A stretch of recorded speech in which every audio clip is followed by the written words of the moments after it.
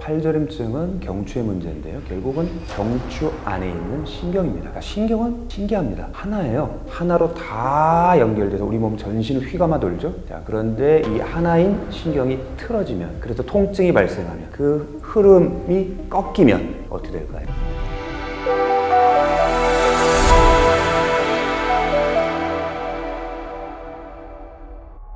안녕하십니까. 난치 추적 큐 임규성 원장입니다. 오늘은 팔저림증 고생하시는 분이 이명을 갖고 계신다고 해서 그 사례로 여러분들께 좋은 내용 설명드리고자 합니다. 먼저 한번 사례를 한번 읽어볼게요. 자, 원래 팔이 저린가요? 그리고 박동성 이명에 대해. 세반고리관 파열 그리고 증후군인 사람입니다. 요즘 이명과 어지럼증 관련된 약 복용하면서 대학병원 진료받고 왔습니다. 그런데 최근 들어 양팔이 계속 저리네요. 이게 정상인가요? 그리고 오른쪽으로 누우면 심장 박동하는 것처럼 쿵쿵 되는 소리가 들리는데 이건 뭔가요? 팔저림증입니다. 팔저림증 이명. 이분의 사례를 보고 도대체 팔저림증이 왜 문제가 되고 그게 이명과 무슨 관계가 있는지, 어떻게 해야 되는지까지 말씀드리도록 하겠습니다. 자, 그러면 추적 들어갑니다.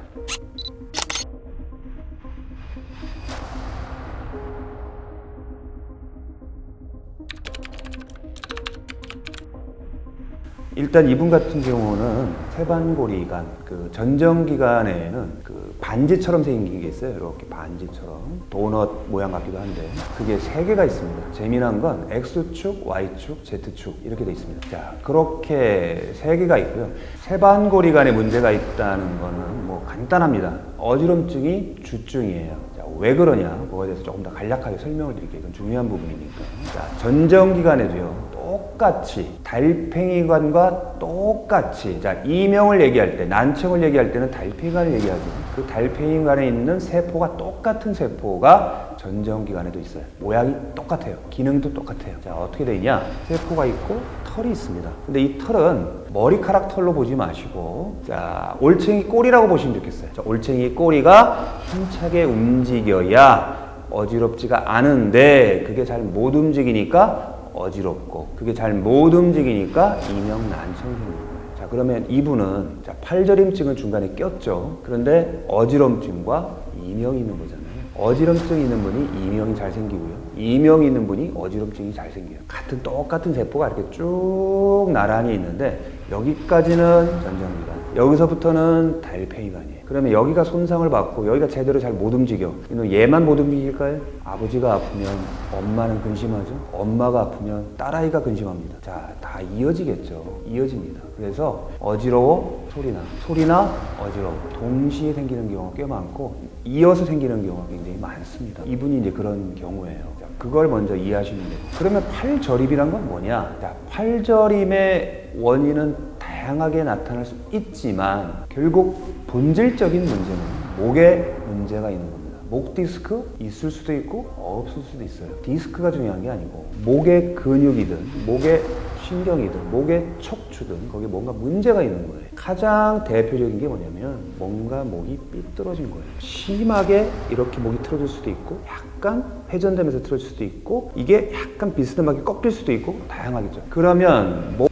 주변에 있는 근육은 굉장히 많이 경결이 와요. 팔저리신 분 목을 만져본다면 목이 많이 굉장히 딱딱할 겁니다. 그리고 엎드린 상태에서 이렇게 만져보면 목의 뼈가 튀어나와 계실 거예요. 자, 그건 뭐냐? C자목이 아니라 일자목이라는 얘기죠. 더 심한 경우는 일자목 정도가 아니라 역시자가 됩니다. 튀어나옵니다. 팔저리면 아주 오기가 쉬워요. 그런데 그 문제와 이 목 틀어진, 경추가 틀어진 거, 그 문제가 경추 틀어진 게 한 정거장만 위로 올라가면 뭡니까? 바로 이명 난청 어지럼증 센터예요. 가로막힌 게 아니라 바로 다이렉트로 올라가요. 그렇기 때문에 그 틀어짐이 어지럼증 센터, 이명 센터까지 다이렉트로 연결된다는 거죠. 이 부분이 핵심이에요. 자, 그러면 오히려 팔저림증이 이분한테는 효자가 될 수도 있어요. 목을 제대로 고쳐주면 어지럼증과 이명은 호전될 수 있는 길이 열릴 겁니다. 이분에게 제가 직접 말씀을 드린다면 하다못해 목이라도 좀 두들겨 주시면 좋을 것 같아요. 자, 본인이 두들기보다 남이 좀 두들겨 주면 좋겠죠. 손으로 두들기든 아니면 뭐 어떤 도구를 해서 두드리든 자꾸 많이 두들겨 주는 것만으로도 도움은 됩니다. 그리고 목 주변 근육을 어떻게 됐든 좀 자꾸자꾸 만작해서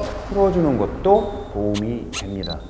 자, 요 글에 좋은 댓글이 하나 있어서 소개 하나 드릴게요. 이명 3개월 차입니다. 저도 최근에 가끔씩 새끼손가락부터 해서 심할 때면 팔까지 저릿저릿해서 올라오는데 무슨 연관이 있는 건 아닌지 의심이 들었습니다. 30대 후반인데 컨디션이 안 좋은 상태에서 노화가 겹친 현상인지. 자, 답을 해드릴게요. 아까 사실 답이 이미 다 나왔죠. 통증은요, 이명과 연관이 있습니다. 저는 이제 그렇게 패턴을 많이 나눠봐요. 자, 이명이 있는데 목, 어깨 통증을 겸한 분, 또는 허리 통증을 겸한 분, 골반 통증을 겸한 분. 왜? 아까 말씀드린 대로 이 척추의 구조가 틀어지고 통증을 유발하게 되면 그쪽은 이명과 연관성이 아주 높아지기 때문입니다. 그럼 이분도 반드시 목이나 등에 있는 척추를 확실하게 제대로 잘 맞춰주는 게 이명 치료에 굉장히 도움이 많이 되실 겁니다. 꼭 참고하시기 바랍니다. 자, 오늘 내용은 팔저림증, 그러니까 통증이죠. 그것과 이명과의 관계를 말씀드렸어요. 팔저림증은 경추의 문제인데요. 결국은 경추 안에 있는 신경입니다. 그러니까 신경은 신기합니다. 하나예요. 딱딱딱딱 나눠져 있는 게 아닙니다. 하나로 다 연결돼서 우리 몸 전신이 휘감아 돌죠. 자, 그런데 이 하나인 신경이 틀어지면, 그래서 통증이 발생하는 그 흐름이 꺾이면 어떻게 될까요? 이명, 어지럼증이 잘 생기는 겁니다. 그렇기 때문에 척추를 잡아주는 게 꼭 필요하다. 이 말씀 드리면서 마치도록 하겠습니다. 감사합니다.